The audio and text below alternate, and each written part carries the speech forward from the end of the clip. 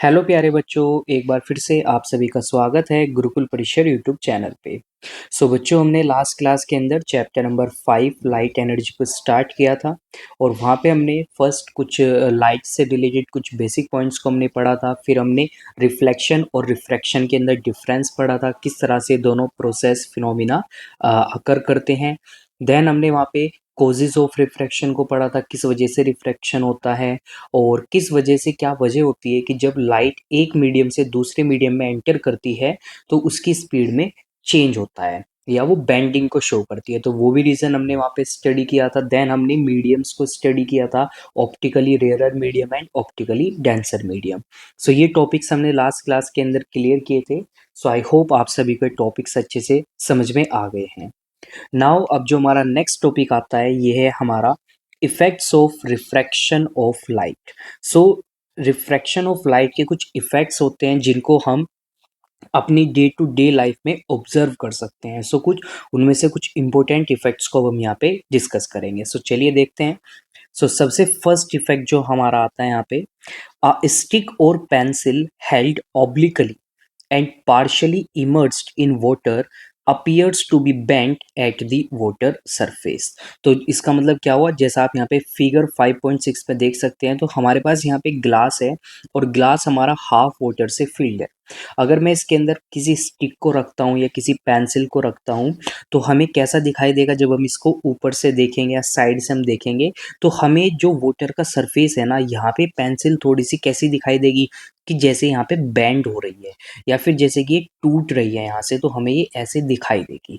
अब रियल में तो ऐसा नहीं है, पेंसिल या जो स्टिक है वो तो हमारी कंप्लीटली स्ट्रेट है, बट जैसे ही हम उसको पानी के अंदर रखते हैं, हाफ फिल्ड वाटर है अगर हमारा ग्लास के अंदर, तो जो वाटर का सरफेस है हमें यहाँ पे कैसे दिखाई देगी, ये जैसे कि ये थोड़ी यहाँ पे बेंड हो रही है।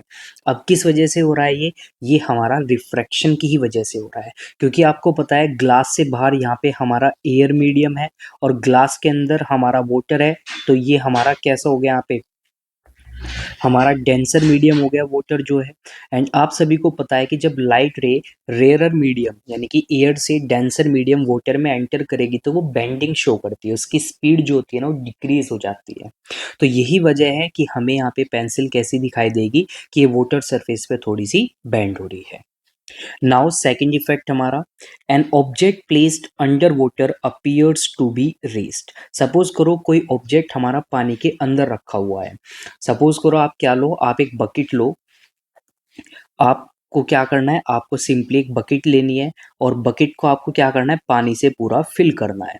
और फिल करने के बाद आप किसी भी एक ऑब्जेक्ट को इसके सेंटर में प्लेस कर सकते हैं। तो जैसे ये ऑब्जेक्ट हो गया आपका, जब आप इस ऑब्जेक्ट को ऊपर से यहाँ से देखोगे, जब आप इसको ऊपर से देखोगे तो कैसा दिखाई देगा कि जैसे थोड़ा सा ऊपर लिफ्ट हो चुका है, जैसे कि थोड़ा ऊपर है, यानी कि आपको थोड़ा ही क्लोज दिखाई देगा। बट एक्चुअल में तो ये बकेट में कहाँ पे रखा है, बिल्कुल डीप इसके बॉटम एंड पे रखा हुआ है। लेकिन जब आप इसको ऊपर से देखोगे तो ये आपको कैसा दिखाई देगा कि ये इसकी एक्चुअल पोजीशन आपको कहाँ पे दिखाई देगी, सपोज यहाँ पे दिखाई देगी। तो ये आपकी क्या होगी, यहाँ पे ये आपकी इसकी पोजीशन आपको ऐसा लगेगा कि जैसे थोड़ा ऊपर रखा हुआ है। मे बी आप सबने ये अपने डे टू डे लाइफ में देखा होगा, और अगर नहीं देखा है तो आप ये एक्सपेरिमेंट ये आप कर सकते हैं अपने घर पे।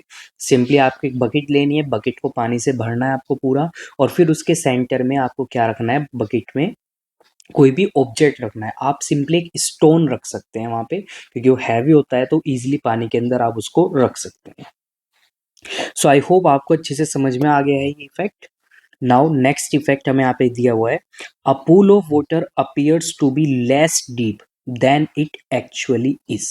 तो आपने देखा होगा, अगर आप कभी स्विमिंग पूल के अंदर या वाटर पार्क में गए हो तो वहाँ पे जो पूल होता है, तो जब आप बाहर से देखोगे ना पूल को, पानी को, और उसके जो बॉटम एंड को देखोगे आप, तो आपको ऐसा लगेगा कि वो ज़्यादा गहरा नहीं है, उसकी जो डेप्थ है वो इतनी ज़्यादा नहीं है। लेकिन जब आप एक्चुअली पूल के अंदर जाओगे तो तब आपको उसकी रियल डेप्थ पता लगेगी।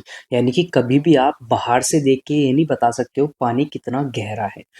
क्यों? क्योंकि वहाँ पे रिफ्रैक्शन की वजह से वो आपको कैसा लगेगा, वो आपको कम गहरा लगेगा। तो ये भी आपका एक रिफ्रैक्शन का ही क्या होता है, इफेक्ट होता है।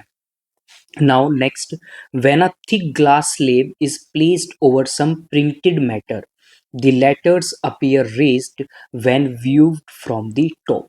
तो आपने देखा होगा जो हमारे क्या होते हैं ना पेपर वेट्स होते हैं, बेसिकली क्यूब के ग्लासेस होते हैं। सो जब आप कभी भी उनको किसी भी प्रिंटेड मैटर के ऊपर रखते हो और आप ऊपर से देखते हो तो आपको कैसे दिखाई देगा कि जो वो वर्ड्स हैं, जो लेटर्स हैं, वो आपको थोड़े उठे हुए दिखाई देंगे, वो ऊपर की साइड दिखाई देंगे।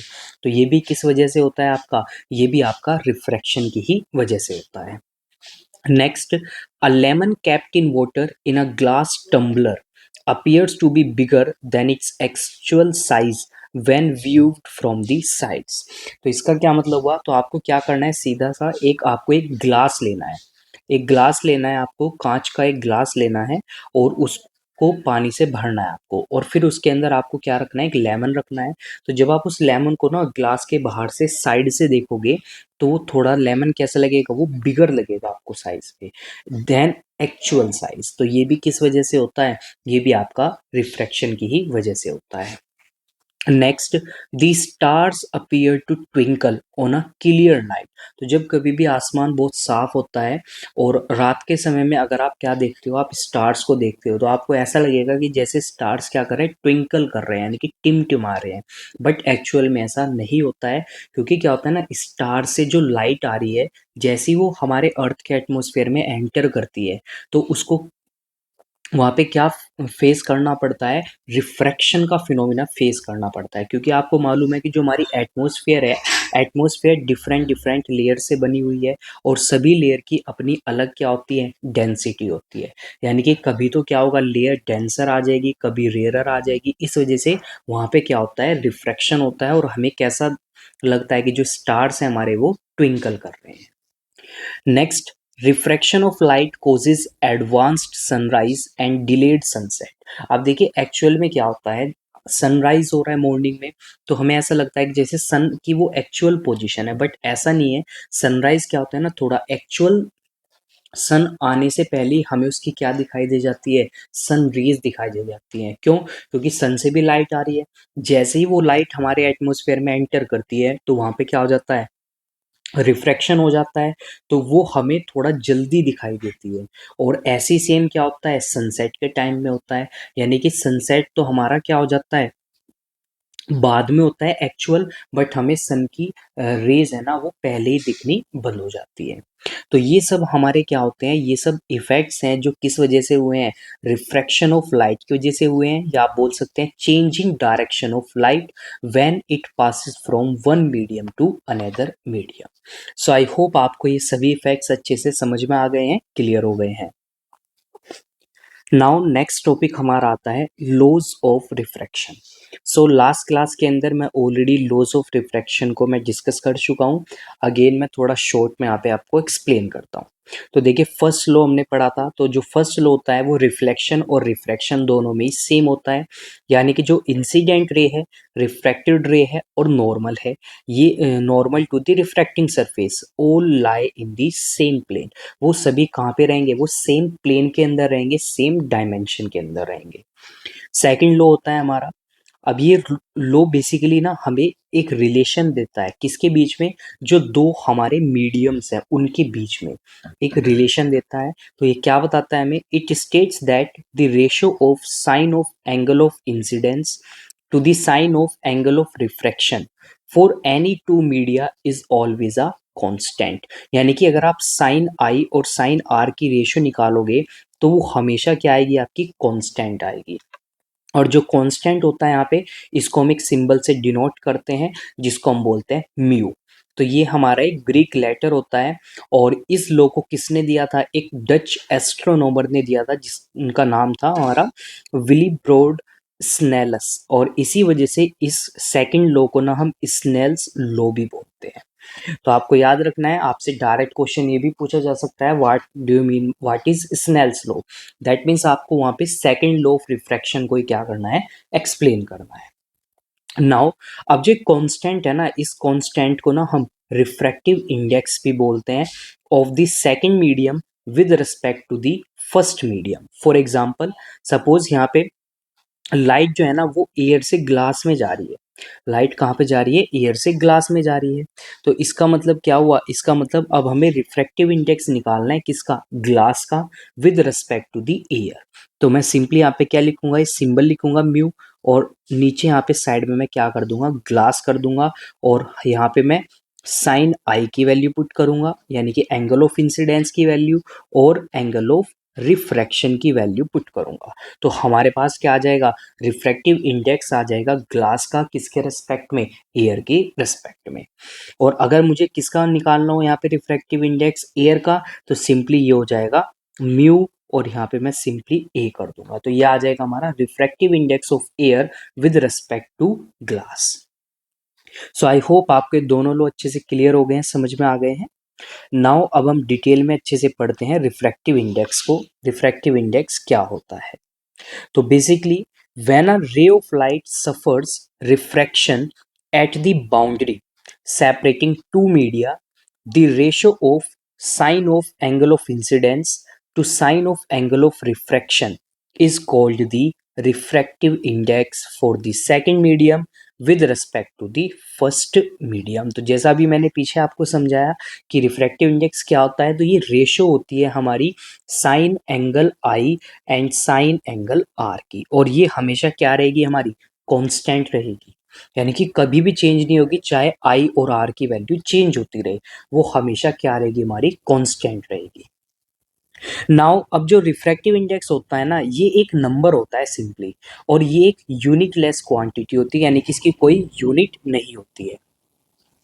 क्यों? क्योंकि यहाँ पे हम क्या कर रहे हैं? यहाँ पे सेम वैल्यूज को हम क्या ले रहे हैं? रेशो में ले रहे हैं। तो इसी वजह से यहाँ पे इसकी कोई वैल्यू कोई यूनिट नहीं होगी। यूजुअली जो रिफ्रैक्टिव इंडेक्स होता है ना सेकंड मीडियम का with respect to the first medium, उसको हम एक दूसरी फॉर्म में भी हम डिनोट कर सकते हैं। वो क्या है? तो फर्स्ट हम किसका फाइंड कर रहे हैं? यहाँ पे सेकंड मीडियम का फाइंड कर रहे हैं, किसके रिस्पेक्ट में? फर्स्ट मीडियम के। तो यहाँ पे मैं लिखूंगा 1 म्यू 2।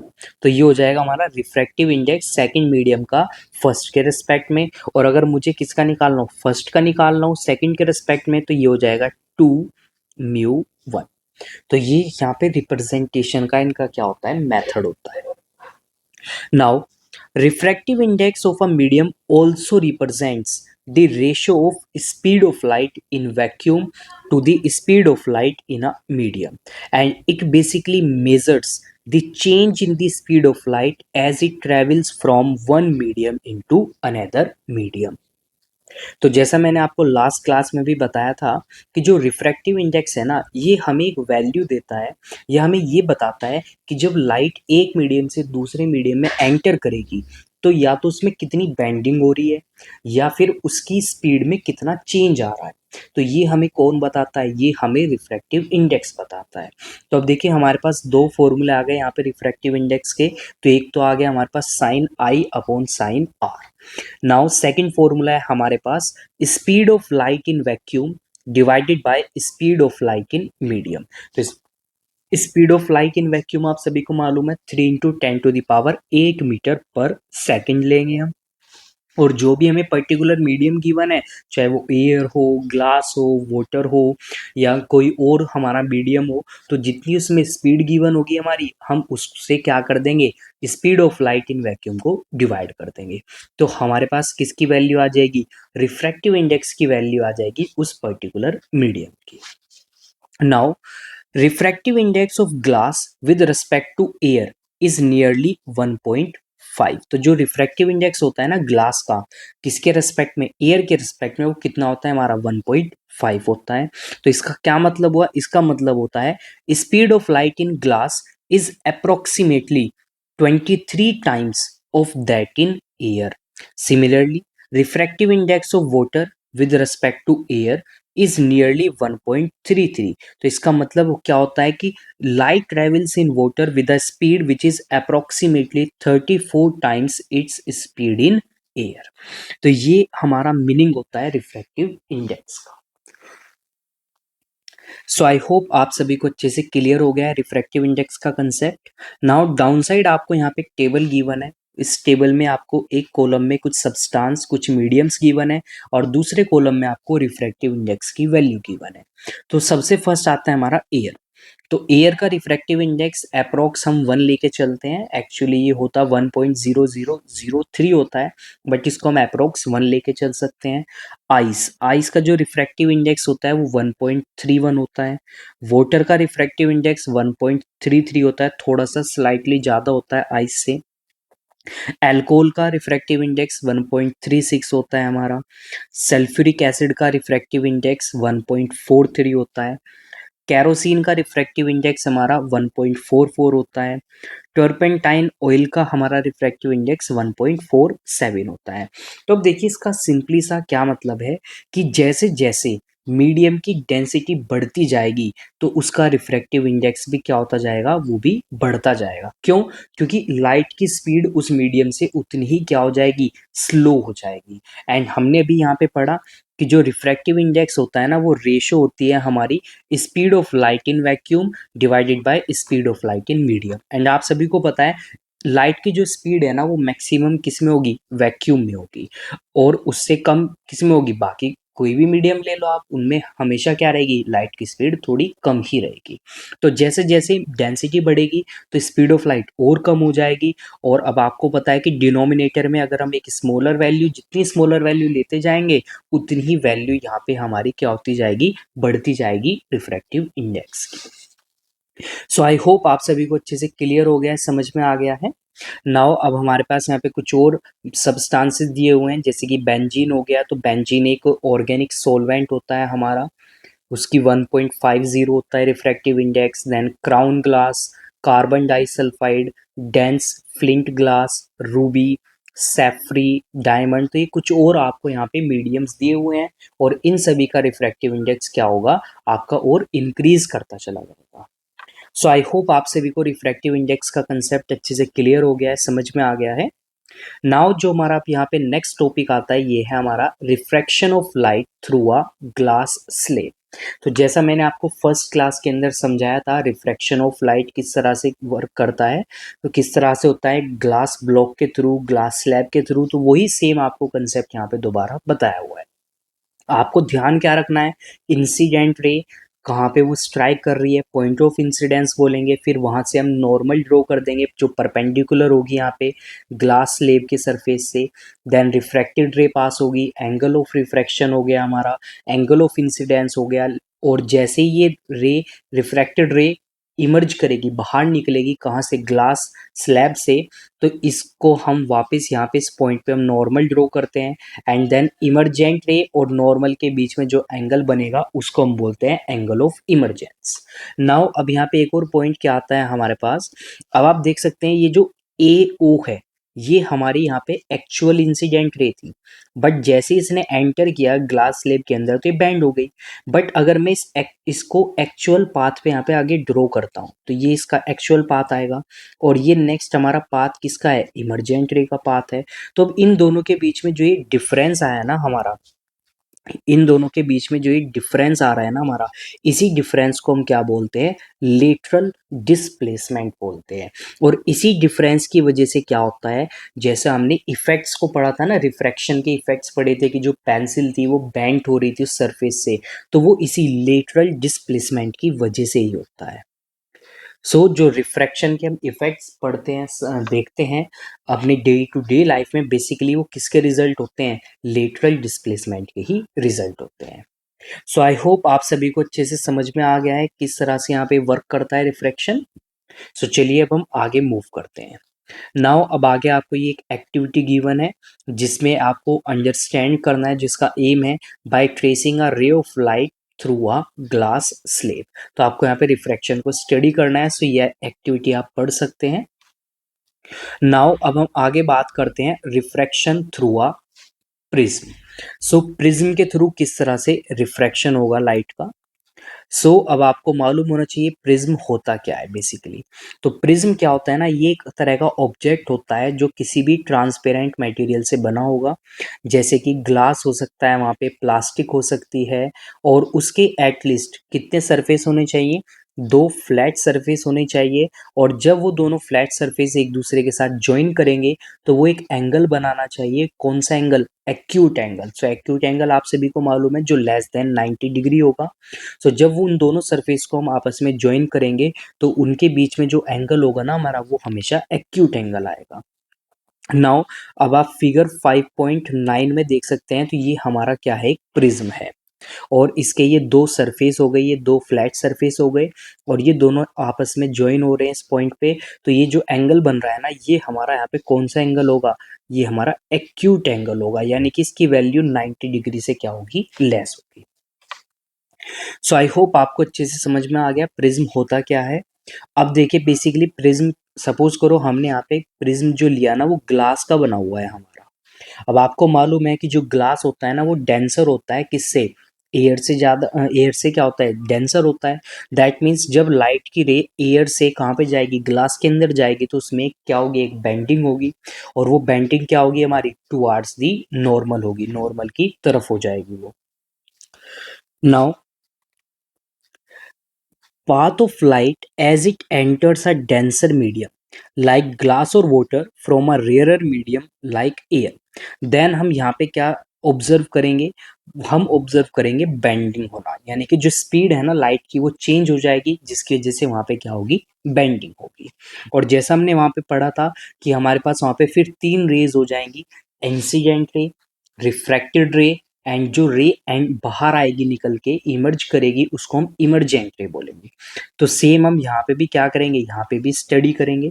तो जैसा आप देख सकते हैं फिगर 5.10, तो ये यहाँ पे रिफ्रैक्शन हो रहा है किसके थ्रू? ग्लास प्रिज्म के थ्रू। तो ये हमारे यहाँ पे इंसिडेंट रे है। जैसे ये स्ट्राइक कर रही है बी पॉइंट पे प्रिज्म पे, तो अब ये एंटर करेगी ग्लास मीडियम में। तो आप देख सकते हैं यहाँ पे हमने ये नॉर्मल ड्रॉ की हुई है, एन एन डैश, ये हमारी नॉर्मल है। तो अब ये नॉर्मल की तरफ क्या हो रही है? ये हमारी बैंड हो रही है। क्यों? क्योंकि डेंसर मीडियम है, और फिर सी पॉइंट से ये इमर्ज करके बाहर निकल रही है। अब वापस कौन सा मीडियम आ जाएगा? Rare medium. तो वापस इस पॉइंट पे अगर हम क्या ड्रॉ करेंगे? नॉर्मल ड्रॉ करेंगे। तो अब आप देख सकते हैं ये नॉर्मल से अवे जा रही है, नॉर्मल से दूर जा रही है। तो इस रे को हम क्या बोलते हैं? यहाँ पे इमरजेंट रे बोलते हैं। नाउ अब अगर मैं इंसिडेंट रे को उसके ओरिजिनल पाथ पे आगे क्या करता हूँ? ड्रॉ करता हूँ, एंड देन जो इमरजेंट रे है उसको अगर मैं बैक साइड पे ड्रॉ करता हूँ, तो इमरजेंट रे और जो इंसिडेंट रे, ये दोनों एक दूसरे को जाके क्या कर रही है? मीट कर रही है एक पॉइंट पे। ओ पॉइंट यहाँ पे इसको मार्क किया गया। तो ये जो एंगल बना ना, इसको हम बोलते हैं एंगल ऑफ डेविएशन। यानी कि इतने एंगल से क्या हो गई है? हमारी जो रे है वो डेविएट कर गई है, यानी कि वो बेंड कर गई है। तो एंगल ऑफ डेविएशन हमें क्या बताता है? ये बेंडिंग बताता है कि कितना लाइट रे क्या करेगी? हमारी बेंड करेगी। तो जितना बड़ा ही एंगल होगा उतना ही ज़्यादा क्या होगा? डेविएशन हो जाएगा, या उतनी ही ज़्यादा क्या हो जाएगी? बेंडिंग हो जाएगी। सो आई होप बच्चों आपको अच्छे से समझ में आ गया है यहाँ पे किस तरह से रिफ्रैक्शन होगा ग्लास प्रिज्म के थ्रू। तो सेम वही चीज़ें हैं हमारी जो हमने ग्लास स्लैब के अंदर पढ़ा था, बस यहाँ पे थोड़ा सा जो शेप है, जो स्ट्रक्चर है हमारा, वो थोड़ा चेंज है। बाकी कंसेप्ट हमारा एज इट इज़ वही सेम रहेगा।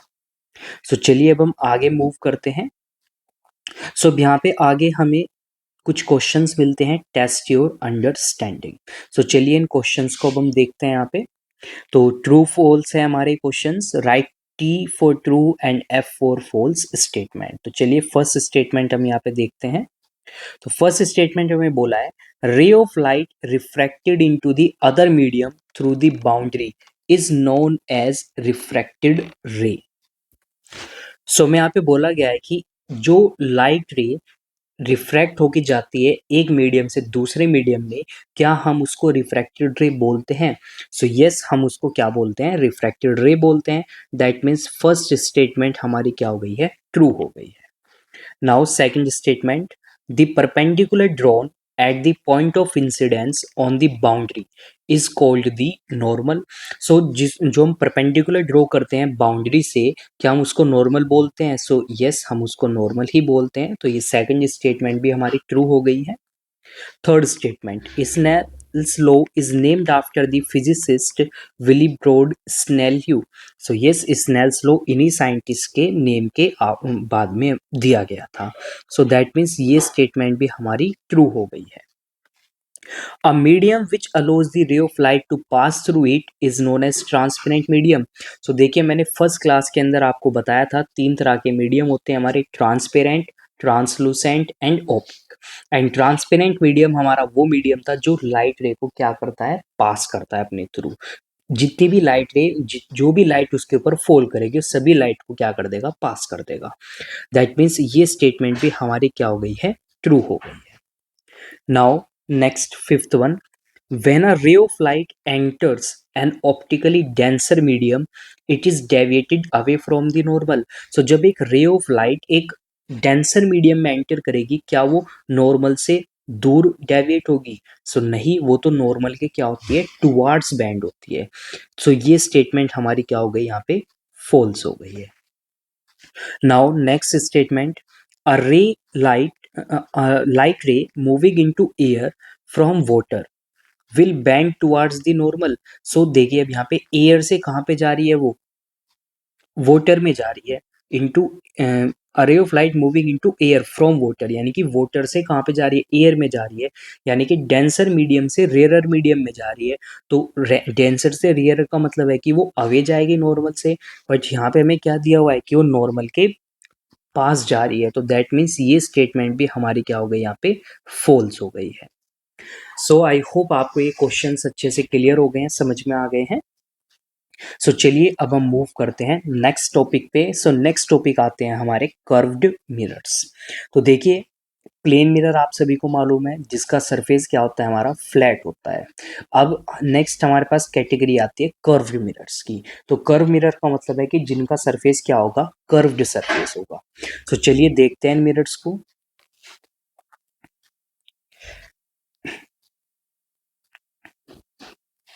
सो हमारे पास जो मिरर्स हैं, दो तरह के मिरर होते हैं। सो टाइप्स ऑफ मिरर्स, तो दो तरह के हमारे मिरर होते हैं हमारे। फर्स्ट टाइप होते हैं हमारे फ्लैट मिरर्स, या उनको हम प्लेन मिरर्स भी बोलते हैं। तो एक हो जाएंगे हमारे प्लेन मिरर्स,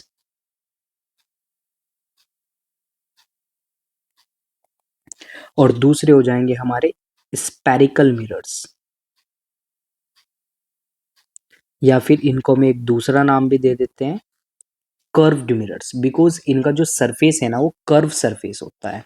तो प्लेन मिरर्स का जो सरफेस होगा वो हमारा क्या होता है, फ्लैट सरफेस होता है। और यहाँ पे जो सरफेस होगा ना ये हमारा कैसा होगा, ये हमारा कर्व्ड होगा। तो ये हमारा क्या होता है, कर्व्ड सरफेस होता है। नाउ प्लेन मिरर आप सभी को मालूम है, जैसा कि जो मिरर हमारे घर पे होता है, जो हम घर पे खुद को क्या करते हैं, देखने के लिए, ड्रेसिंग करने के लिए यूज करते हैं, तो वो हमारा प्लेन मिरर्स होता है। नाउ कर्व्ड मिरर्स, तो दो तरह के हमारे कर्व्ड मिरर होते हैं। दो तरह के हमारे क्या होंगे, कर्व्ड मिरर होंगे। तो फर्स्ट वन हमारा होता है कॉनकेव मिरर। तो एक हमारा कर्व्ड मिरर या स्पेरिकल मिरर होता है कॉनकेव, और दूसरा होता है हमारा कॉन्वेक्स। तो ये दो हमारे स्पेरिकल या कर्व्ड मिरर होते हैं। अब देखिए कैसे आप समझोगे इन दोनों मिरर्स को। तो सिंपली सबसे फर्स्ट आपको पता होना चाहिए कि मिरर हम बनाते कैसे हैं। तो बेसिकली हम सबसे पहले क्या लेंगे, हम सबसे पहले एक स्पेरिकल ग्लास लेंगे। एक स्पेरिकल मैंने क्या ले लिया है, ग्लास ले लिया है। स्पेयर शेप का है, स्पेरिकल है, और ये इसका क्या हो गया, सेंटर हो गया। नाउ अब मैंने क्या किया, इस स्पेरिकल गिलास को ना बिल्कुल सेंटर से दो इक्वल पार्ट्स में क्या कर दिया, मैंने इसको कट कर दिया। तो इसको मैंने इस तरह से क्या किया, कट किया। अब कट होने के बाद मैंने इधर तो लिया है ये वाला पोर्शन, और इधर मैंने लिया ये वाला पोर्शन। तो सपोज ये फर्स्ट पीस है, सेकंड पीस है, तो सेकंड पीस मैं इधर लेके आ गया हूँ, और फर्स्ट पीस मैं इधर लेके आ गया हूँ। ये हमारा सेंटर था, इधर दोनों ये हमारे क्या हो गए, सेंटर हो गए हैं। नाउ अब आपको मिरर बनाते कैसे हैं बेसिकली। तो मिरर बनाने के लिए सबसे पहले तो हम क्या करते हैं ना, जो ग्लास होता है, ग्लास के एक सरफेस पे हम सिल्वर की कोटिंग करते हैं, और फिर उसके ऊपर हम क्या करते हैं, पेंट करते हैं, रेड या ग्रीन पेंट करते हैं हम, ताकि सिल्वर की कोटिंग को कोई नुकसान ना पहुंचे एयर से, वाटर से, किसी दूसरी चीज से। तो सपोज करो यहाँ पे मैंने क्या किया, मैंने सिल्वर की कोटिंग की सेकंड पीस में बाहर की साइड। तो यहाँ पे मैंने इसके क्या कर दिया, ये सिल्वर की कोटिंग कर दी है, और इधर मैंने अंदर की साइड क्या कर दी है, सिल्वर की कोटिंग कर दी है। तो ये हमारे पास यहाँ पे स्पेरिकल ग्लास था। तो अब देखिए, जैसे ही मैंने यहाँ पे सिल्वर की कोटिंग की, तो इन दोनों मिरर्स में ना, तो जो ये अंदर का सरफेस है, ये तो हो जाएगा रिफ्लेक्टिंग सरफेस, और इधर जो बाहर का सरफेस है, ये क्या हो जाएगा, ये हमारा रिफ्लेक्टिंग सरफेस हो जाएगा। तो जिस मिरर के अंदर इनर कर्व्ड सरफेस रिफ्लेक्टिंग होता है, उसको हम बोलते हैं कॉनकेव मिरर, और जिसके अंदर आउटर बाहर की तरफ जो निकला हुआ सरफेस होता है वो रिफ्लेक्टिंग होता है, उसको हम बोलते हैं कॉन्वेक्स मिरर। तो ये हमारे दो तरह के क्या होते हैं, स्पेरिकल मिरर्स होते हैं। सो आई होप आपको समझ में आ गया है स्पेरिकल मिरर्स क्या होते हैं। तो ये यहाँ पे मैं मेंशन कर सकता हूँ कि ये मैंने यहाँ पे क्या किया है, सिल्वर कोटिंग की हुई है,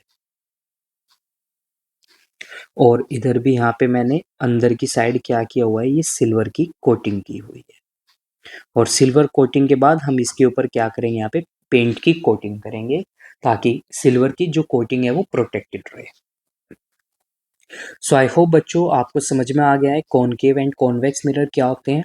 अब आप इजीली आइडेंटिफाई कर सकते हो उसके सरफेस को देख के कि ये कॉनकेव मिरर होगा हमारा और ये कॉन्वेक्स मिरर होगा। नाउ अब हम कुछ और प्रॉपर्टीज की, कुछ पॉइंट्स की बात करते हैं इन दोनों मिरर्स के बारे में। सो बेसिकली जो हमारा कॉनकेव मिरर होता है ना, इस कॉनकेव मिरर को हम कन्वर्जिंग मिरर भी बोलते हैं। इसको हम, दूसरा नाम होता है इसका कन्वर्जिंग मिरर। क्यों? क्योंकि ये लाइट रेज को क्या कर देता है, एक पॉइंट पे लाके फोकस कर देता है, उनको कन्वर्ज कर देता है।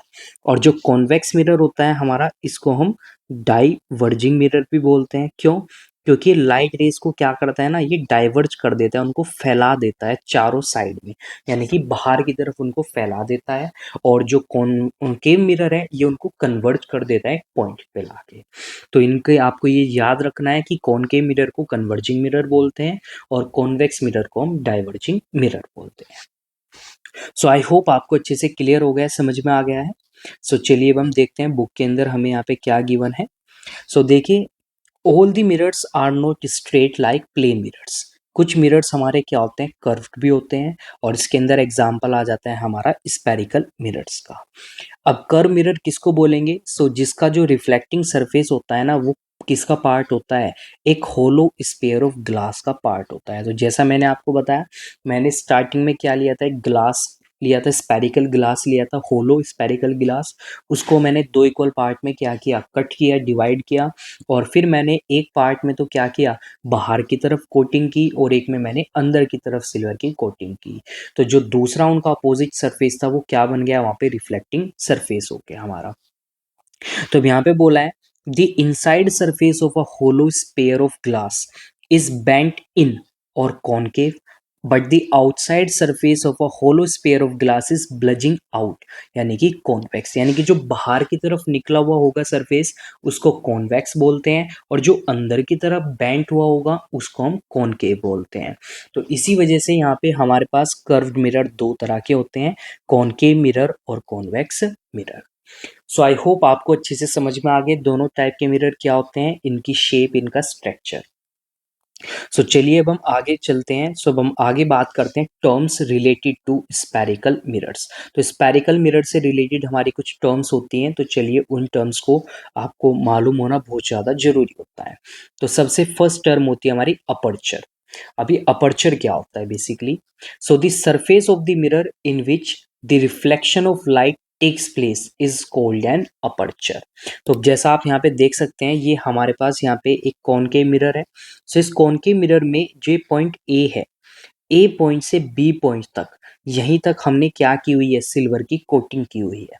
दैट मीन्स सिर्फ इतने ही सरफेस पे क्या हो सकता है, रिफ्लेक्शन हो सकती है। तो इस ए बी पोर्शन को, ए बी सरफेस को हम क्या बोलेंगे, इसको हम यहाँ पे अपर्चर बोलेंगे। तो ये हमारा ए बी क्या हो जाएगा यहाँ पे, ये हमारा अपर्चर हो जाएगा किसका, इस कॉनकेव मिरर का।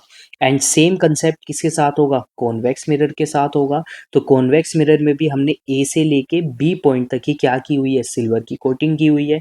तो यहाँ पे भी जो ए बी सरफेस है ना हमारा मिरर का, वो हमारा क्या हो जाएगा, यहाँ पे अपर्चर हो जाएगा। तो अपर्चर को आप सीधा सा क्या बोल सकते हो कि अपर्चर वो सरफेस होता है हमारे मिरर का जहां से रिफ्लेक्शन हो सकती है। सो आई होप आपको अच्छे से क्लियर हो गया है, समझ में आ गया है। नाउ चलिए अब हम बात करते हैं नेक्स्ट पॉइंट की। तो नेक्स्ट पॉइंट आता है पोल हमारा। अब ये पोल क्या होता है हमारा, सो जो ज्योमेट्रिकल सेंटर होता है ना एक स्फेरिकल मिरर का, उसको हम क्या बोलते हैं, पोल बोलते हैं। और ये वो पॉइंट होता है जहां पे प्रिंसिपल एक्सिस आके किसको टच करती है, मिरर के सरफेस को टच करती है। और इसको हम किससे डिनोट करते हैं, पी से डिनोट करते हैं। और हमेशा याद रखना है आपको कि जो पोल होगा ना, वो हमेशा अपर्चर के कहाँ पे होगा, बिल्कुल मिडल में होगा, उसके सेंटर पे होगा। सो चलिए देखते हैं अब यहाँ पे। तो जैसा आप यहाँ पे देख सकते हैं कॉनकेव मिरर पे, तो ये हमारी प्रिंसिपल एक्सिस है जो कहाँ से पास होके जाएगी, जो ज्योमेट्रिकल सेंटर होता है स्पेरिकल ग्लास का, जिसको हम सेंटर ऑफ कर्वेचर भी बोलते हैं। तो ये हमारा सेंटर ऑफ कर्वेचर हो गया। और ये हमारा पोल होता है यहाँ पे, क्योंकि प्रिंसिपल एक्सिस जाके इस पॉइंट पे क्या कर रही है, मिरर को टच कर रही है। और ये आप देख सकते हैं ये ए बी अपर्चर का क्या है, सेंटर भी है। तो इसको हम क्या बोलते हैं, इसको हम पोल बोलते हैं। नाउ पोल से लेके सेंटर ऑफ कर्वेचर तक जो डिस्टेंस है ना हमारी, इसको हम बोलते हैं रेडियस ऑफ कर्वेचर। क्या बोलते हैं हम इसको, रेडियस ऑफ कर्वेचर बोलते हैं। एंड सेम थिंग हमारी कहाँ पे होगी, कॉन्वेक्स मिरर के अंदर होगी। तो कॉन्वेक्स मिरर में ये हमारी प्रिंसिपल एक्सिस हो गई जो सेंटर ऑफ कर्वेचर से पास होके जा रही है। और जिस पॉइंट पे जाके ये मिरर से टच कर रही है उस पॉइंट को हम बोलते हैं पोल। और पोल और सेंटर ऑफ कर्वेचर के बीच का जो एक डिस्टेंस है, इसको हम बोलते हैं यहाँ पे radius of curvature. So I hope बच्चों आपको अच्छे से समझ में आ गया है अपर्चर क्या होता है, पोल क्या होता है, सेंटर ऑफ कर्वेचर क्या होता है, रेडियस ऑफ कर्वेचर क्या होती है। सो चलिए सेंटर ऑफ कर्वेचर की अब हम डेफिनेशन भी देखते हैं यहाँ पे क्या होती है। तो सेंटर ऑफ कर्वेचर क्या होता है हमारा, ये सेंटर होता है स्फीयर का जिससे हमने स्फेरिकल मिरर को बनाया हुआ है, या स्फेरिकल मिरर जिसका पार्ट है। और इसको हम कॉमनली किससे डिनोट करते हैं, by the letter C, capital letter C से हम इसको क्या करते हैं, डिनोट करते हैं। नाउ नेक्स्ट आता है हमारे पास radius of curvature. Radius of curvature क्या होती है हमारी, सो रेडियस ऑफ कर्वेचर मैंने अभी आपको बताया कि सेंटर ऑफ कर्वेचर से लेके पोल तक का जो डिस्टेंस होता है उस डिस्टेंस को हम क्या बोलते हैं, उसको हम रेडियस ऑफ कर्वेचर बोलते हैं। या सिंपली आपको मालूम है कि अगर आपके पास एक सर्किल है तो सर्किल में सेंटर से लेके सरफेस तक का जो डिस्टेंस होता है ना, उसको रेडियस बोलते हैं। तो सेम यहाँ पे भी वही चीज हमारी क्या है, रेडियस ऑफ कर्वेचर है। और इसको हम किससे रिप्रेजेंट करते हैं, स्मॉल आर से रिप्रेजेंट करते हैं। नाउ अब नेक्स्ट हम बात करते हैं फोकस एंड फोकल पॉइंट की। तो फोकस और फोकल पॉइंट क्या होता है, तो सपोज करो हमारे पास एक बीम ऑफ लाइट है। बीम ऑफ लाइट का मतलब है कि बहुत सारी लाइट की रे एक साथ आ रही है, वो पैरेलली ट्रेवल कर रही है प्रिंसिपल एक्सिस के on the surface of a spherical mirror. तो फोल करते हैं स्पेरिकल मिरर के सरफेस पे, और फोल करने के बाद जिस भी पॉइंट पे जाके वो मिलेंगी एक साथ उस रिफ्लेक्शन के बाद, तो इसी पॉइंट को हम क्या बोलते हैं, प्रिंसिपल फोकस बोलते हैं। अब दोनों के अंदर यानी कि कॉनकेव मिरर और कॉन्वेक्स मिरर में जो प्रिंसिपल फोकस होता है ना, ये अलग अलग होता है। तो देखिए किस तरह से यहाँ पे वर्क करेगा प्रिंसिपल फोकस, समझते हैं इसको। तो सपोज करो यहाँ पे ये हमारा क्या हो गया, ये हमारा एक कॉनकेव मिरर हो गया, ये हमारा कॉनकेव मिरर हो गया। एंड ये हमारा एक कॉन्वेक्स मिरर हो गया। तो हमारे पास यहाँ पे क्या है, हमारे पास लाइट की रे आ रही है। सपोज करो ये हमारा प्रिंसिपल एक्सिस है, इधर ये हमारी प्रिंसिपल एक्सिस है, ये हमारा पोल हो गया, ये सेंटर ऑफ कर्वेचर है, ये इधर हमारा पोल हो गया और ये हमारा यहाँ पे सेंटर ऑफ कर्वेचर है। सपोज करो लाइट की रे आ रही है जो पैरेलल है प्रिंसिपल एक्सिस से, बिल्कुल पैरेलल आ रही है, और आकर वो कहाँ पे फॉल कर रही है, मिरर के सरफेस पे फॉल कर रही है, उस पे आके टकरा रही है। सेम हमारा किसके साथ हो रहा है यहाँ पे, कॉन्वेक्स मिरर के साथ हो रहा है। तो लाइट की रे आ रही है बिल्कुल स्ट्रेट और वो आके डायरेक्टली किस पे फॉल कर रही है, मिरर के सरफेस पे फॉल कर रही है। नाउ अब जैसे वो मिरर के सरफेस से टकराएंगी तो क्या हो जाएंगी, वो रिफ्लेक्ट हो जाएंगी, वो बाउंस बैक हो जाएंगी। अब देखिए मैंने आपको बोला था कि जो कॉनकेव मिरर होते हैं ना हमारे, कॉनकेव मिरर कैसे मिरर होते हैं, वो कन्वर्जिंग मिरर होते हैं, यानी कि लाइट रे को वो एक पॉइंट पे लाके क्या कर देंगे, वो कन्वर्ज कर देंगे, उसको फोकस कर देंगे। तो होगा क्या बेसिकली यहाँ पे, रिफ्लेक्शन के बाद ये लाइट रेज को ना एक पर्टिकुलर पॉइंट पे लाके फोकस कर देंगे।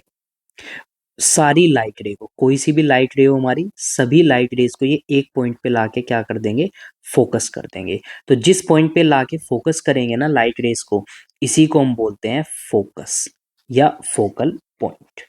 बट अगर मैं बात करता हूँ कॉन्वेक्स मिरर की, तो कॉन्वेक्स मिरर में क्या होगा ना, ये लाइट रे को बाहर की तरफ क्या कर देंगे, बेंड कर देंगे चारों डायरेक्शन में। तो इसका मतलब है कि ये रियल में कभी भी लाइट रेज एक दूसरे को मीट नहीं करेंगी। बट अगर मैं इनको क्या करता हूँ, बैक साइड में ड्रॉ करता हूँ रिफ्लेक्टेड रे को, अगर मैं बैक साइड में ड्रॉ करता हूँ, तो आप देख सकते हैं ये सब लाइट रेज जाके क्या कर रही हैं, एक पॉइंट पे जाके मीट कर रही हैं। तो यहाँ पे उस पॉइंट को मैं क्या बोलूंगा, फोकस बोलूंगा।